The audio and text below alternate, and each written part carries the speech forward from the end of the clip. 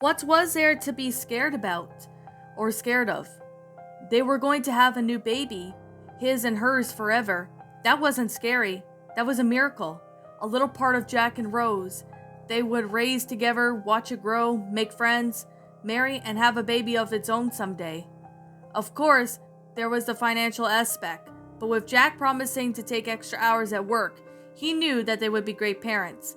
Young, but they would manage. They had each other. After some hours of reassurance, Rose had the pretty smile back on her face, and even the thought of that she was still scared, a part of her was excited about the fact that she would become a mother. The little thing inside of her needed Jack and Rose to guide it into the world, bring it up and make it happy. Seeing Jack talk so rapidly and excited about where the crib would go and a few other choices of names made Rose realize how much of a good father he would be. She knew that she was a lucky girl to have someone like him, and she loved him dearly. He knew that. 3 weeks later, Rose had saved up enough money from her small jobs as a waitress to buy some necessities from the store. Just a small section of dresses, shoes, and coats, and maybe a hat and scarf for the upcoming winter months. She had also bought some very small and very cute white mittens with a small bow on the top of her newborn. Seeing that it made the maternal instinct to kick in, she smiled a little to herself and placed a hand over her very small bump. It was barely recognizable, but Rose knew it was there. After leaving the store, Rose walked home and enjoyed a sandwich in the park underneath the warm and late summer sun. Arriving home, the house was empty. Placing her purse on the counter, Rose proceeded to the bedroom where she heard some voices whispering. Intrigued, Rose then poked her head around through the door and gasped out loud, startling both Jack and Philip, who tried their hardest to be quiet.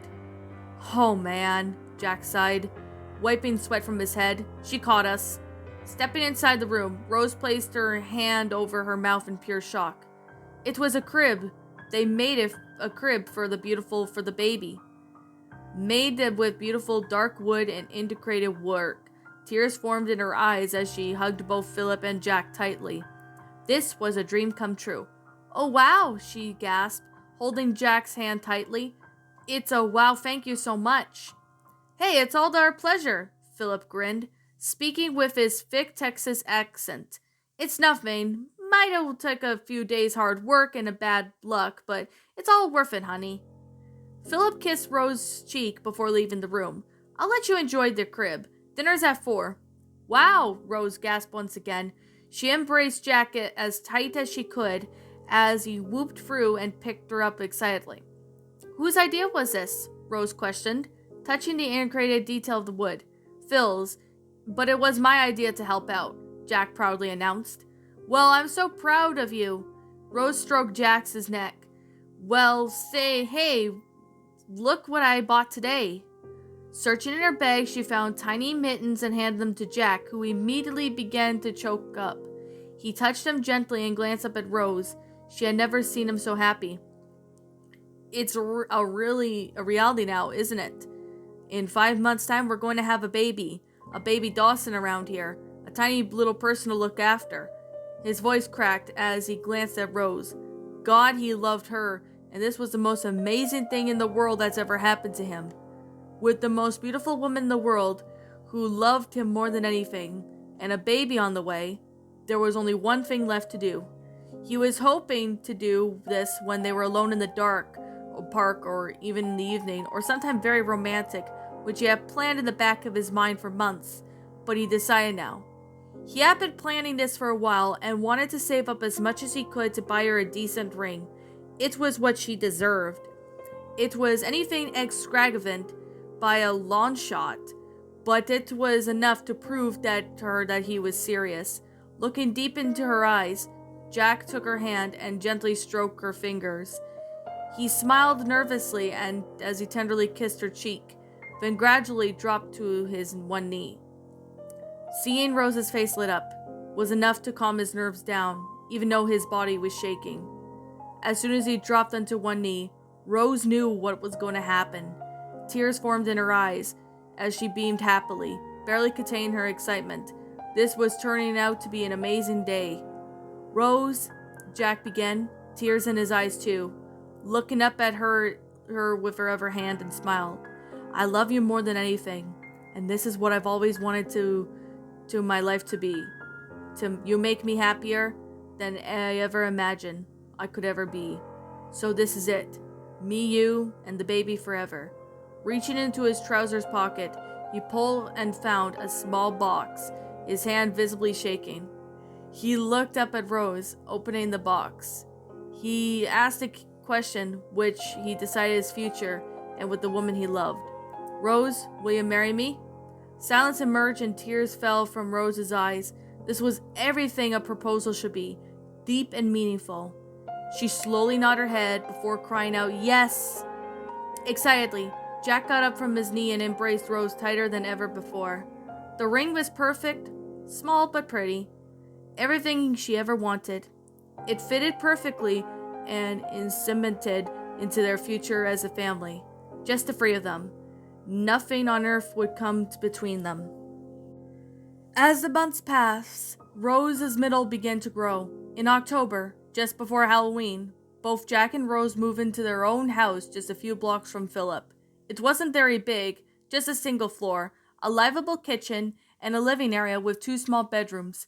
It was cozy and warm, with the big fire and stove in the living room, and it heated the whole house. Jack decorated the house to make it homely when he wasn't working. Rose helped out whenever she could. But by now her back was aching and her ankles were swollen. Jack had restricted her from climbing or lifting and warning her just to take it easy. But when Jack was at work all day, Rose had nothing to do at home but read. She had developed quite a passion for her in the recent months. In the years before, she attended finishing school when she had quite read a few books. When she began dating Mr. Hockley, it had all changed. It was amazing of how much time of a life of a young woman could change within just a year. From 16-year-old young society girl attending one of the finest finishing schools in the country, to her engagement with one of the richest men in America, aboarding the grandest ship ever built, and meeting the greatest man she's ever met. She wouldn't go back now, and she knew it. Nothing was compared to the feeling of being in love. Money couldn't buy anything, or everything. Yes, it provided luxuries, but it wasn't good enough. Love could all conquer all, and it wasn't all just from a fairy tale book. So for herself, Trina was living proof of it that she does. Sitting down on her book at the page that she was reading from, Rose hoisted herself from the living chair and headed for the kitchen. One of her many pregnancy cravings was apples. Poor Jack had to climb the apple tree in the backyard many times in recent weeks just to satisfy her cravings, but it made her happy. One of the new skills Rose was also learning to do was cooking. She bought herself a very cheap cookbook and began to learn. She had cooked apple pie and baked a tart very well, and was very proud of herself. All this was all new to her, and she would have to admit that she loved it. Being independent was obviously something Rose had took very well. She had the spirit and eagerness to learn new things. Much to Jack's amusement, Philip's oldest daughter, Annie, decided to taught Rose how to knit. Jack's jokes about old ladies knitting had been thrown out of the wind when Rose presented him a beautiful sweater for his 21st birthday. She also knitted small mittens and socks for the baby as white, as she didn't know what the sex of the baby she was having. The crib had been set up in the spare room and was now covered in beige blankets which Philip had given to them as a present. Philip and Jack had also built a wardrobe, a coffee table, and a dining table for their new home. Decorated modestly, but it was perfect quaint for a family home. On November 16th, Rose celebrated her 18th birthday, or at least 19th birthday.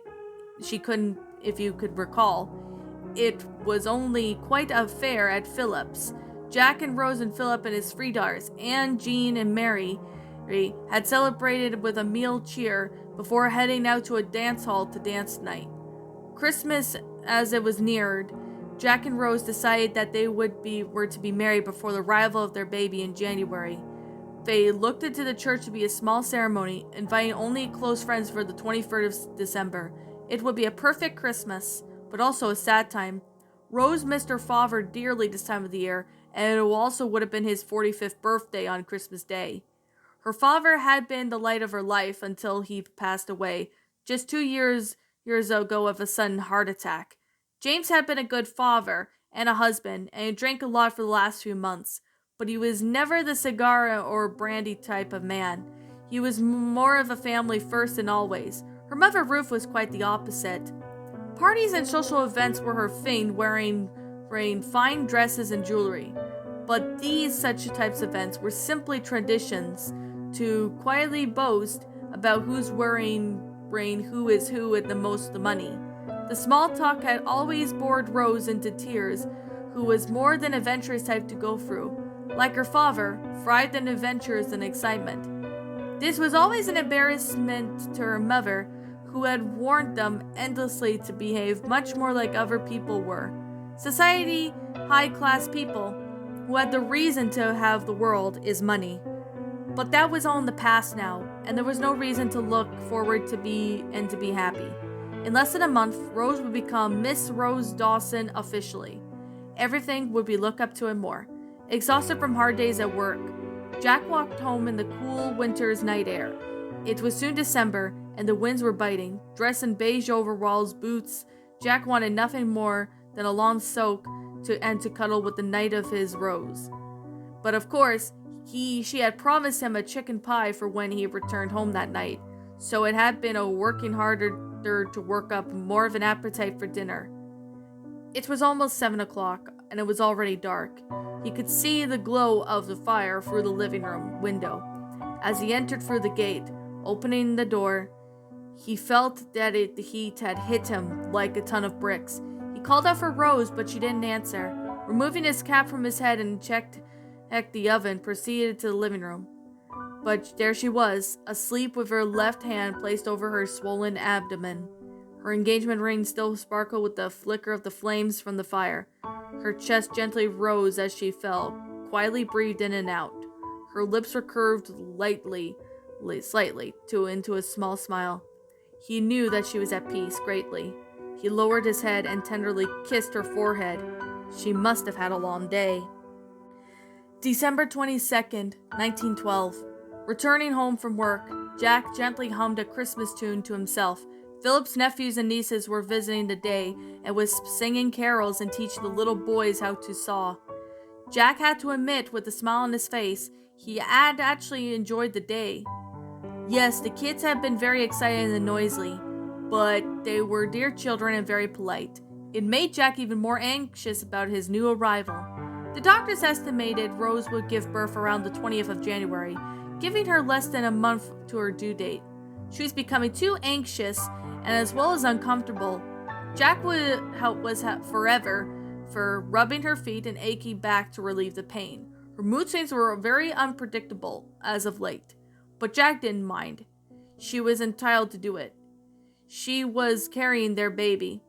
Reaching for the front door and the heat that seeped into his body, and she smiled wildly. He could tell that she was at home. "Hello, Jack," Rose's sweet, calming voice coming from the living room. "Yes, darling, I'm home," Jack replied, checking the oven. He sniffed the air. Apple pie was for dessert. "Good. The fire needs some mending, and will you have to serve dinner? I'm not feeling well at all." Rolling her head back and resting against the back of the living chair, she closed her eyes and tried to relax.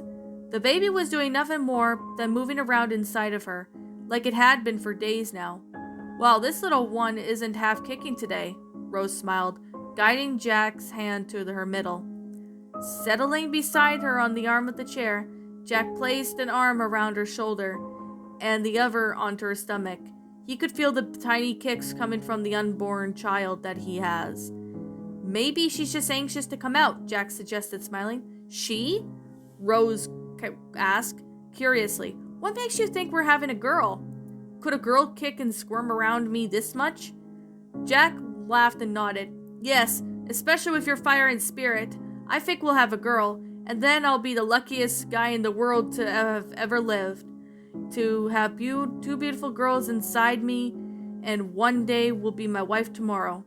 Jack gently raised his hand from her shoulder, and her cheek and stroke Lee gently in it, before planting a short, sweet kiss on their lips.